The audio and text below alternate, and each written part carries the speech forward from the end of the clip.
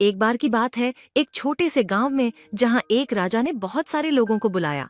राजा की आवाज सुनकर सभी लोग उसके दरबार में इकट्ठा हो गए। वह कहने लगा, एक अजीब शक्ति ने हमारे गांव को कब्जा कर लिया है। हमें उसे खत्म करना होगा।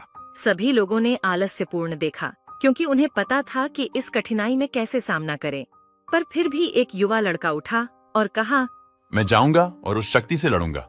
राजा ने उसे गर्व से देखा और उसे शक्ति का पता लगाने के लिए बंदूक और तलवार दी। युवा लड़का ने धन्यवाद कहा और रात के साथ उस शक्ति के स्थान की ओर निकला।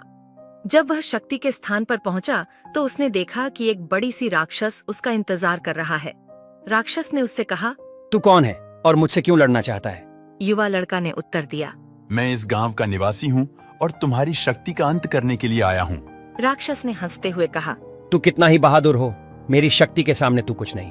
फिर राक्षस ने उस पर हमला किया, लेकिन युवा ने अपनी होशियारी से उसको हराया। युवा लड़का ने अपनी बहादुरी से राक्षस को पराजित किया और उसकी शक्ति को समाप्त कर दिया।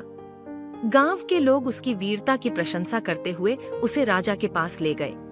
राजा ने उसे बड़ा इनाम देने का निर्णय किया और सभी लोगों ने उसे श्रद्धापूर्वक नमस्कार किया। युवा लड़का ने मुस्कान के साथ आत्मसंतुष्टि का अनुभव किया जब उसने अपनी कठिनाई को पार किया।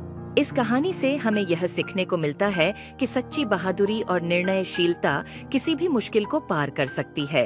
यह एक प्रेरणादायक कहानी है जो हमें अपनी मंजिल को प्राप्त करने के लिए कड़ी मेहनत और निरंतर प्रयास करने की महत्वपूर्णता को याद दिलाती है।